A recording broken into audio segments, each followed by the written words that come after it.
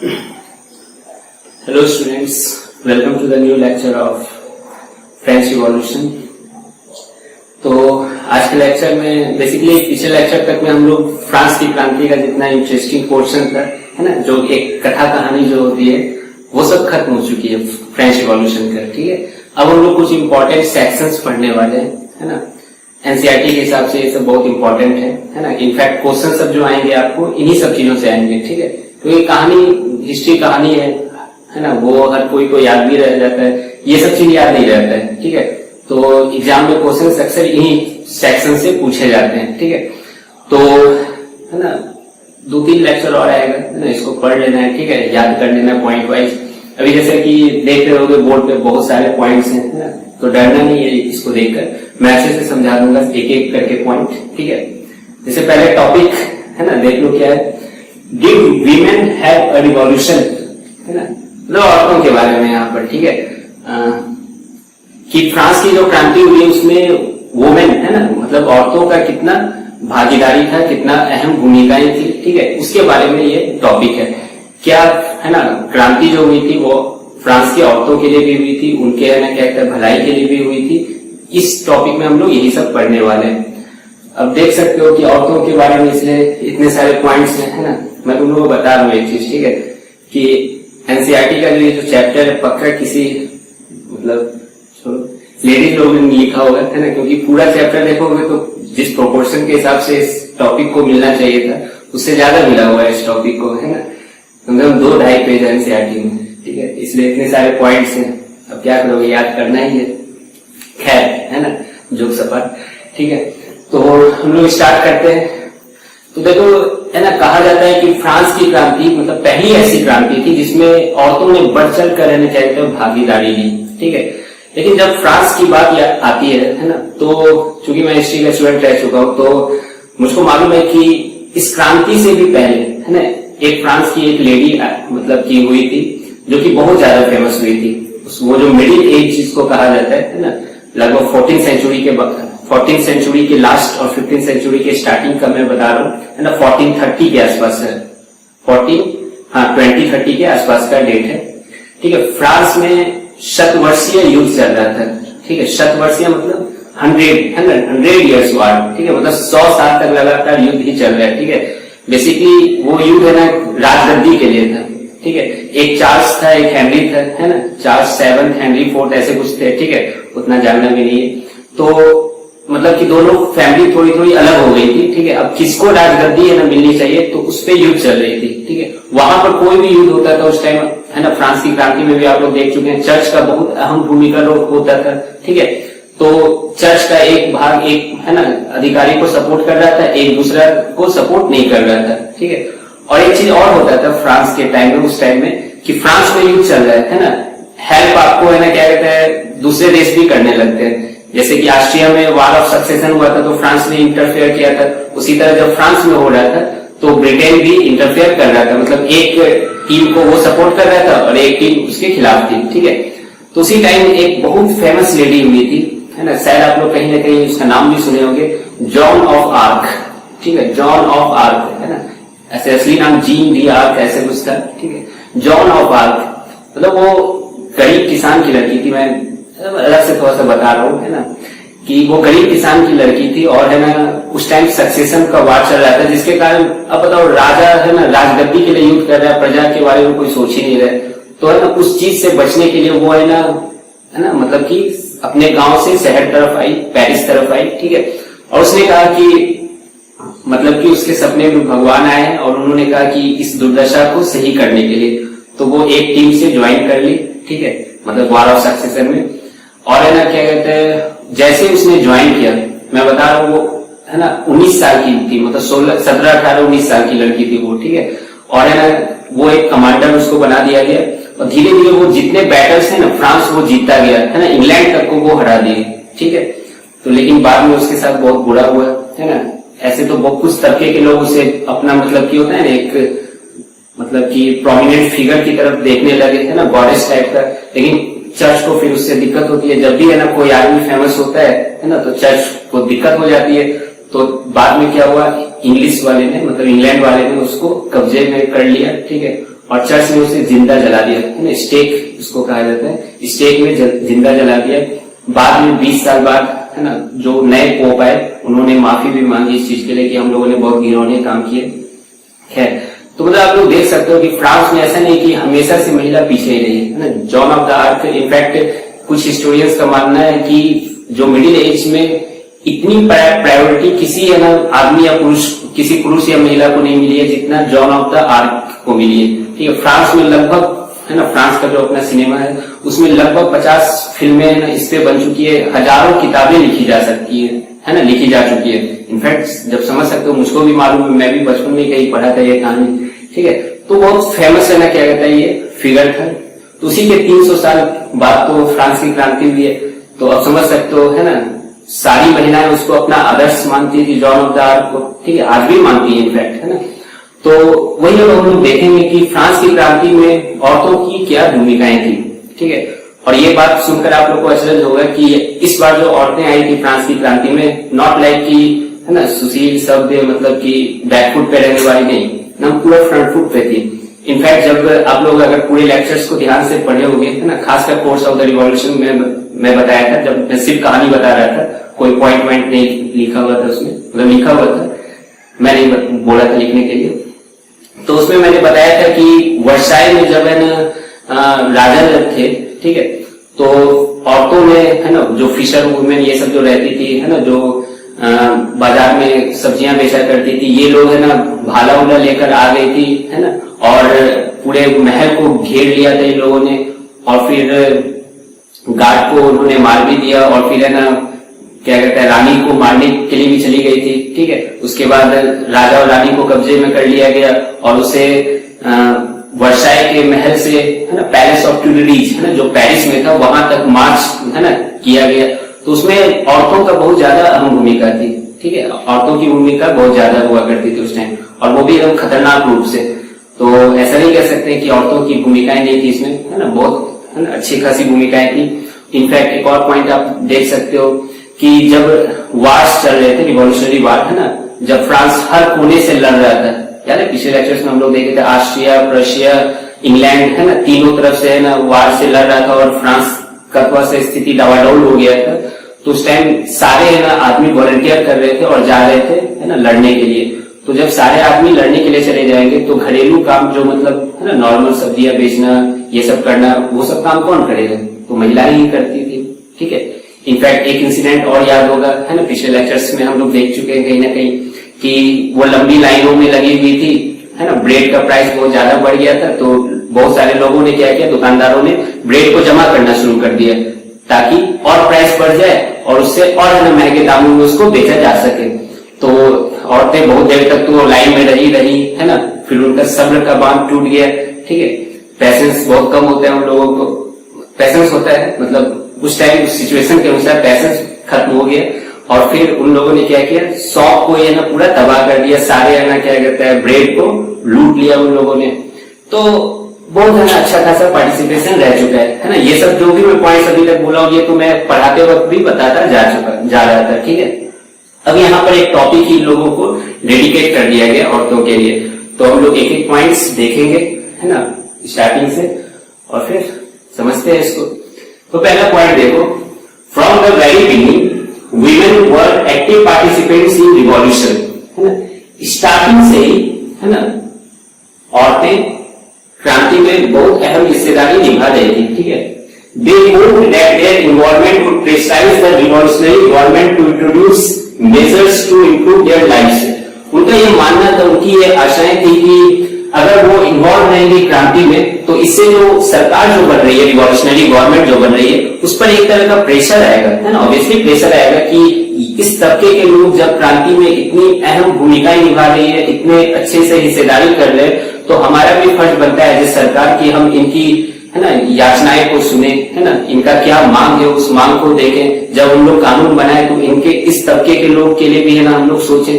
ठीक है, तो यही इन लोगों का भी मानना था कि अगर हम लोग फ्रांस की क्रांति में, है ना, हिस्सेदारी लेंगे, ठीक है, तो सरकार जो बनेगी, नई सरकार जो बनेगी, वो हम लोग के बारे में सोचेगी। क्योंकि पहले से तो औरतों का तो बहुत, है ना, दयनीय स्थिति था। अरे जब थर्ड स्टेट के गरीब, है ना, लोगों का जब दयनीय स्थिति था तो समझ सकते हो औरतों का कितना दयनीय स्थिति रहा होगा। तो इसीलिए ये लोग फ्रांस की क्रांति में बढ़ चढ़कर हिस्सा ले रही थी। ठीक है, वो भी याद आ रहा है मुझको, एक बास्तिल का किला जब ध्वस्त किया गया था, ठीक है, तो स्टार्टिंग में मेन सब तो गए, आदमी लोग गए, उन्होंने लड़ाइयां की, सब खत्म हो गया, ठीक है, गार्ड को मार दिया, बहुत अच्छा। उसके बाद तो मेन काम तो है ना औरतें ही ना की थी, वो चल रही थी, जो भी छुड़ा खुदा उदा जो भी आया था, बास्तिल के किलो पे चढ़ के एक एक है ना ईटा पत्थर को तोड़ दिया था इन लोगों ने। ठीक है, एकदम समझ, इतना बड़ा किला को एकदम जमीन में मिला दिया था इन लोगों ने, है ना। लेडीज लोग का ज्यादा अहम रोल था और है ना सबको बेच दिया गया था पत्थर को, है ना, यादगार के तौर पर।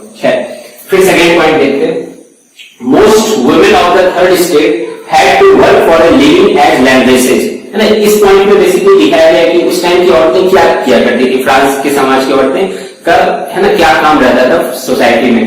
तो यहाँ देख सकते हो थर्ड स्टेट की बहुत सारी महिलाएं वो लॉन्ड्रेस मतलब धोबी, है ना, जो कपड़े धोती है, ठीक है, उनका काम करती थी। सेलर्स मतलब सब्जियां बेचना, है ना, मछलियां बेचना, ये सब का काम करती थी। Domestic servants in the houses of prosperous people, और जो अमीर लोग होते थे, ठीक है, उनके घर में ये मतलब डोमेस्टिक सर्वेंट का काम करती थी। ठीक है, मैक्सिमम थर्ड स्टेट की औरतों का यही काम था। Most women did not have access to education और जॉब ट्रेनिंग, मैक्सिमम जो महिलाएं थी उनको एजुकेशन का कोई है ना मतलब एजुकेशन का एक्सेस नहीं था, वो है ना पढ़ लिख नहीं सकती थी, उनको स्कूल में जाने से मनाही थी, है ना। सारे महिलाओं को नहीं थी, मोस्ट वुमेन मैं कह रहा हूं, है ना। इनफैक्ट जो गरीब थी उन लोगों के लिए, ठीक है, जो अमीर तबके के लोग थे, जो थर्ड स्टेट में भी अमीर तबके के लोग थे, उन लोगों को पढ़ाया जाता था, ठीक है, लेकिन जो गरीब है ना, मैक्सिमम महिलाएं तो गरीब थी, ठीक है, तो वो लोग को एजुकेशन का कोई हक नहीं था, कोई अधिकार नहीं था, ठीक है, और ना ही वो जॉब का कोई ट्रेनिंग कर सकती। अब जॉब ट्रेनिंग करेंगे तभी तो कोई जॉब सीख पाएंगे, है ना, तो उन लोगों को जॉब ट्रेनिंग भी नहीं दिया जाता था। तो ये पॉइंट समझ में आ गया। अब नेक्स्ट पॉइंट देखो, to discuss and voice their interest, ठीक है, तो इसी में क्या कहता है कि उन लोगों के बीच क्या तकलीफ है, इसको डिस्कस करने के लिए, है ना, औरतों के बीच क्या तकलीफ है, और है ना क्या कहता है उनका, है ना, उनकी तकलीफों को सरकार सुन सके, इसके लिए उन लोगों ने पॉलिटिकल क्लब्स बनाए, है ना, क्लब बनाया गया, पॉलिटिकल क्लब। जैसे अभी जिसको पार्टी हम लोग कहते हैं पॉलिटिकल पार्टी, उस टाइम उसको क्लब्स कहा जाता था, ठीक है। Women started their own political clubs and newspapers, तो औरतों ने अपना खुद का पॉलिटिकल क्लब और मैं सबसे फेमस जो है, शायद ये दिख रहा होगा, मैं ग्रीन से लिखा हूं, the society of revolutionary and Republican women. इतना लंबा नाम मैं क्या कर सकता हूं, छोटा सा नाम रखना चाहिए कब लोगों को भी, ठीक है, कोई बात नहीं, याद कर लेना। The society of revolutionary and Republican women, देख लो आदमी लोग बहुत छोटा नाम रखते थे, जैकोबिन क्लब, सैंस फ्लोटिस, है ना, गैनीबर्ड्स, ये सब। औरतों का देखो नाम, तो the society of revolutionary and Republican women, है ना, 2-3 बार पढ़ोगे याद हो जाएगा। तो ये है ना सबसे फेमस क्या पॉलिटिकल क्लब था जो औरतों ने बनाया था, ठीक है, ताकि उनके है ना बातों को सरकार तक पहुंचाई जा सके। ये समझ में आ रहा है।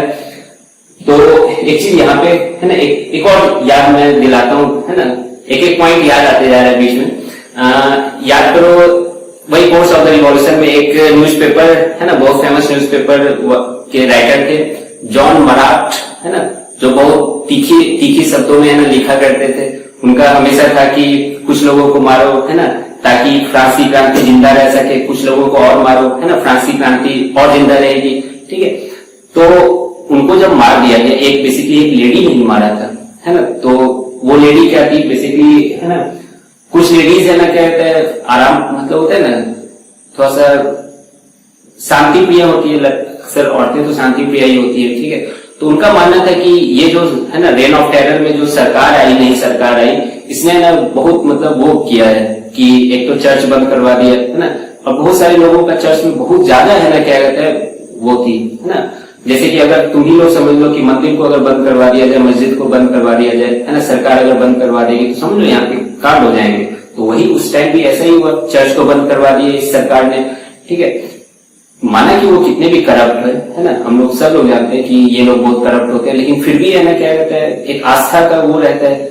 तो उसी लिए है ना क्या कहते हैं एक लेडी ने है ना जॉन पॉल मराट को मार दिया था, और जब वो मर गए थे तो औरतें ही है ना सामने आई थी, है ना, दूसरी औरतें, उन्होंने है ना क्या किया था, जिस बाथ में है ना मर गए थे वो, मतलब चाकू मार दी थी उनको, है ना, उस टाइम आपको याद होगा मेडिसिनल बात वो कर रहे थे, है ना, मैं बताया था, तो उसको है ना उन लोगों ने अपने सर पर लेके है ना मार्च किया था, औरतों ने ही, ठीक है, और जो कपड़े पहने हुए थे जिसमें खून के छींटे थे, उस खून के छींटों है ना उस कपड़े को भी लेके उन्होंने मार्च किया था औरतों ने।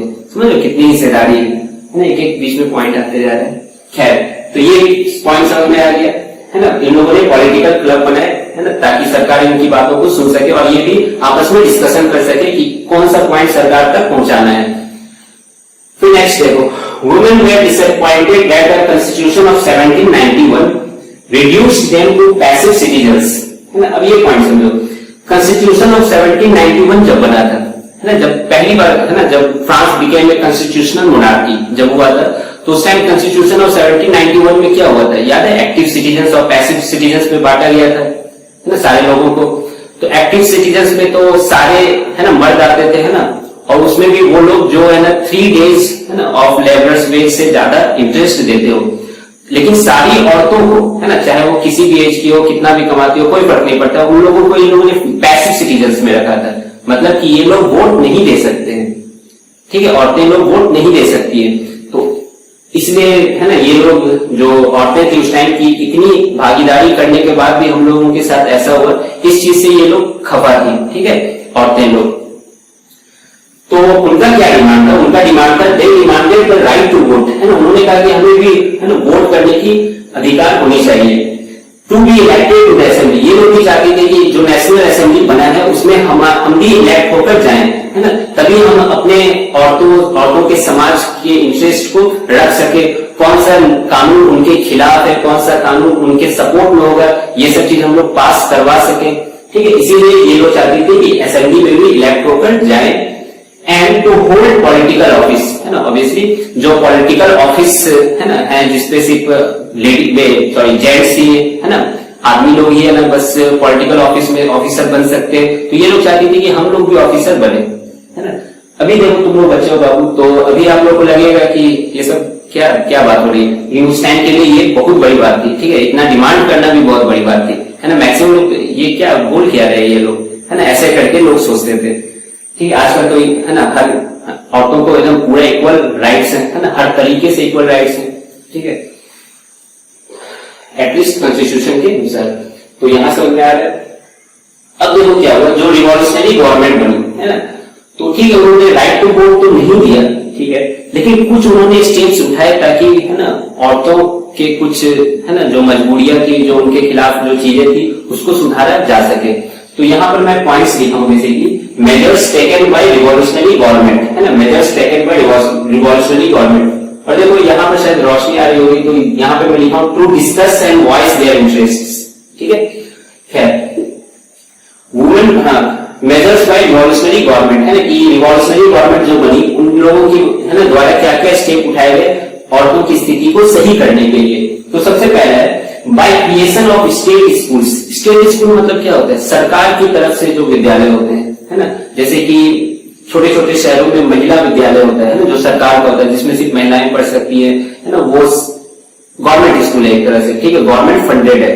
तो ऐसे ही है ना फ्रांस की सरकार ने स्टेट स्कूल्स बनाए और उन्होंने कहा कि schooling was made compulsory for all girls, सारी लड़कियों के लिए स्कूलिंग बहुत कंपलसरी होगा, है ना। तो ये समझ में आ रहा है पॉइंट।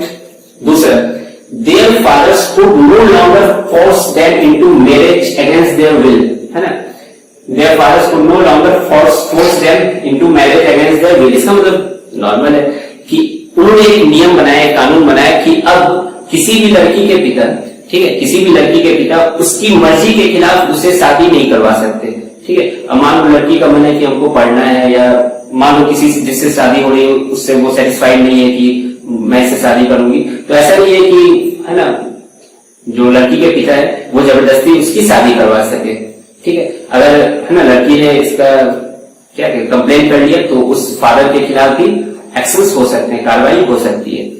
तो ये पॉइंट समझ में आ रहा है। Divorce was made legal and could be applied by both women and main, ठीक है। इससे पहले एक मैरिज का एक पॉइंट है, शायद मैं यहाँ नहीं लिखा हूं, ठीक है, बुक में होगा।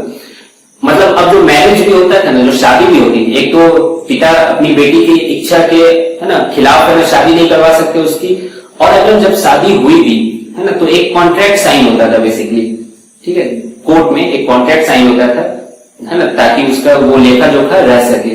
इससे क्या होता है कि डाइवोर्स के टाइम में उसको हेल्प मिलता था है ना। डाइवोर्स वाज मेड लीगल है ना, डाइवोर्स को लीगल बना दिया गया, मतलब कि वो क्या कहते हैं लॉ बना दिया गया कि है ना अब कोई भी तलाक दे सकता है, इसमें कोई दिक्कत नहीं है, ठीक है। खासकर इसलिए बनाया गया क्योंकि पहले क्या होता था ना कि जो औरतें जब मतलब कि औरतों के साथ जब बुरा होता था शादी के बाद भी, तो वो तलाक नहीं दे पाती थी, ठीक है। आदमी लोग तो तलाक दे देते थे, फिर वो दूसरी शादियां कर रहे हैं, लेकिन ये है ना क्या कहते हैं लीगल बनाने के बाद यही हुआ कि औरतें भी अब तलाक दे सकती हैं, ठीक है।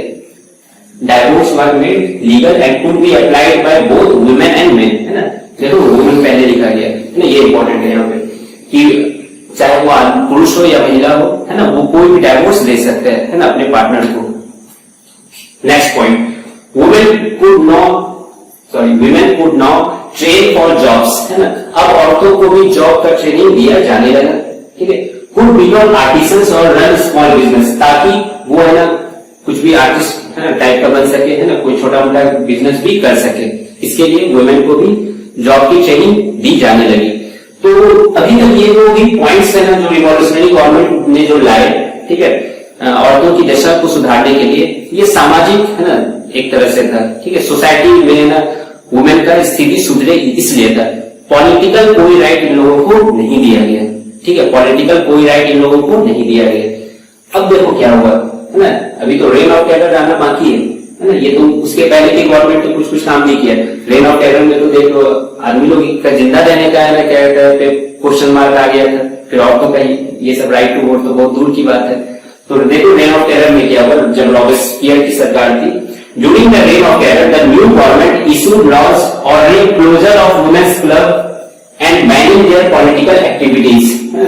जब रेन ऑफ टेरर का जब टाइम चला था 1793-94 में, ठीक है, 1792-93 में, तो जो वो जो नई सरकार बनी थी है ना कन्वेंशन वाली सरकार या यूं कहो रॉबेस्पियर की सरकार, उन्होंने क्या किया कि है ना एक नियम मतलब एक आदेश पारित किया कि जितनी भी है ना औरतों की पॉलिटिकल क्लब है उनको बंद करना होगा, ठीक है। औरतों की सारी पॉलिटिकल क्लब्स को बंद कर दिया गया, उसे है ना इलीगल घोषित कर दिया गया। And banning there political activities, और वो किसी भी तरीके से है ना क्रांति में या पॉलिटिकल एक्टिविटीज में हिस्सेदारी नहीं ले सकते थे, ठीक है। इनका मतलब कहना था कि इनको अब घर पे रहना है, घर को संभालना है ना। इस तरह का रेन ऑफ टेरर में रॉबेस्पियर सरकार की है ना मान्यता होने लगी थी। अब देखो मैं लेडी का नाम लिखा हूं, ओलंपी डी गॉक्स, ओलंपी डी गॉक्स, ठीक है, एक लेडी का नाम है, एनसीईआरटी में नीचे में ऐसे करके दिया हुआ है, ठीक है, पढ़ लेना इनके बारे में। बेसिकली ये जो society of revolutionary Republican movement था क्लब, उनकी मतलब एक इंपॉर्टेंट है ना अध्यक्ष टाइप की थी, ठीक है। और ये न्यूज़पेपर में भी बहुत अच्छे अच्छे आर्टिकल्स लिखती थी कि है ना औरतों का क्या दशा होना चाहिए, ठीक है। इनफैक्ट इन्होंने एक चीज और लिखा था, याद होगा, the declaration of the rights of man and citizen, है ना, उस टॉपिक का ही नाम देखो, the declaration of the rights of man and citizen, ठीक है। तो वहां पे वुमेन के लिए तो कोई राइट ही नहीं है ना, मैन ऊपर टॉपिक में मैन लिखा हुआ है, तो इन्होंने एक है ना नया लॉ बना दिया, the declaration of the rights of women and citizen, ठीक है। इसने भी मैन को जगह नहीं दी है ना, वुमेन के लिए था, ठीक है। तो इसने है ना एड्रेस भी किया था है ना असेंबली में कि ऐसा होना चाहिए औरतों के साथ, लेकिन कुछ बात इनकी बनी नहीं, ठीक है, क्योंकि बात बनती इससे पहले ही रॉबेस्पियर की सरकार आ रही थी, ठीक है। और वो जानते ही हो कि है ना जो भी उसके खिलाफ होता था, थोड़ा सा भी शक होता था, मार दो उसको, ठीक है। तो जैसे रॉबेस्पियर की सरकार आई तो इसने अपना काम है ना बंद नहीं किया, है ना। ये अभी भी वुमेन के लिए लड़ ही रही थी, है ना, वुमेन के पॉलिटिकल राइट्स को अचीव करने के लिए लड़ रही थी। तो रॉबेस्पियर की सरकार ने क्या की, इसको है ना, क्योंकि ये पॉलिटिकल क्लब को बंद करने का आदेश हो गया था, इसने ऐसा कुछ किया नहीं है ना, न्यूज़पेपर में आर्टिकल लिखना छोड़ा नहीं, तो रॉबेस्पियर की सरकार ने इसे बंधक बनाई, ठीक है। और कुछ दिनों के बाद इसे भी गुलोटिन कर दिया गया है ना, एग्जीक्यूट कर दिया गया है ना, मार दिया गया, ठीक है। तो ये वुमेन का यहाँ पे फिर मतलब लगभग 200 साल तक है ना औरतें अपने है ना क्या कहते अधिकार के लिए लड़ती रही है ना। और वो उनको याद था है ना, भले है ना बहुत लोग मर गए जो क्रांति में थे, हिस्सेदारी लिए थे है ना, बहुत सारी औरतों को भी गुलोटिन किया गया। इनफैक्ट लेकिन उनके हर औरत के, है ना, जो जिंदा थी, हर औरत के दिमाग में वो फ्रांस की क्रांति की बात चल रही थी कि कैसे हम लोगों ने इतने अच्छे से भागीदारी किया लेकिन हम लोगों को कोई राइट नहीं मिला। ठीक है, तो बाद में जाकर 1946 में, है ना, 1946 समझ लो, करीब 200 साल बाद 1946 में women in France got the right to vote, है ना, 1946 में, है ना, लास्ट में राइट टू वोट मिल गया। ठीक है, किसको? औरतों को, है ना, कि वोट करने का अधिकार मिल गया फ्रांस में। इनफैक्ट ऐसा नहीं कि पॉलिटिकल क्लब, है ना, रेन ऑफ टेरर के बाद, है ना, बंद ही रह गया था, फिर नेपोलियन के टाइम में, है ना, ये सब के टाइम में पॉलिटिकल क्लब फिर से चालू हो गया था ना। बेसिकली फ्रेंच रिवॉल्यूशन एक बार फिर से हुआ है ना, मतलब फ्रेंच रिवॉल्यूशन नहीं कहना चाहिए, उसका एक सेकेंड पार्ट कह सकते हो, है ना। सेकेंड पार्ट 1840s, है ना, 40s 50s में, 1840s 50s में फिर से हुआ, जब नेपोलियन का डेथ हो गया उसके 20 साल बाद। ठीक है, तो उस टाइम में क्या होता है, रिपब्लिक एकदम पूरी तरह से बन गया था फ्रांस ना। तो उसके बाद फिर से, है ना, औरतों ने अपनी लड़ाई जारी रखी पॉलिटिकल राइट्स को पाने के लिए, और बाद में 1946 में women in France won the right to vote. Clear है? तो आई होप कि आप लोग को ये टॉपिक पूरी तरह से समझ में आ गया होगा, है ना। पॉइंट्स इसमें क्या क्या इंपॉर्टेंट है कि फ्रांस की क्रांति के टाइम में, है ना, औरतों का क्या हिस्सेदारी था, है ना, वो उस टाइम समाज में क्या करती थी, इस पॉइंट में लिखा हुआ है। उन्होंने, है ना, क्या स्टेप्स लिए, तो उन्होंने वही न्यूज़पेपर निकाला, पॉलिटिकल क्लब बनाया, उसका क्या नाम था, ये था। ठीक है, क्यों, है ना, खफा थी, इस पॉइंट में आ गया, है ना। सरकार ने क्या स्टेप्स उठाए उनकी दशा को सुधारने के लिए, तो ये 3-4 पॉइंट हो गए। ठीक है, फिर बाद में 1946 में उनको मिल गया राइट टू वोट। तो आज के लेक्चर के लिए हम लोग बस इतना ही रखते हैं, आप लोग इस पॉइंट्स को नोट कीजिए, फिर मिलते हैं नेक्स्ट लेक्चर में। Have nice day, thank you.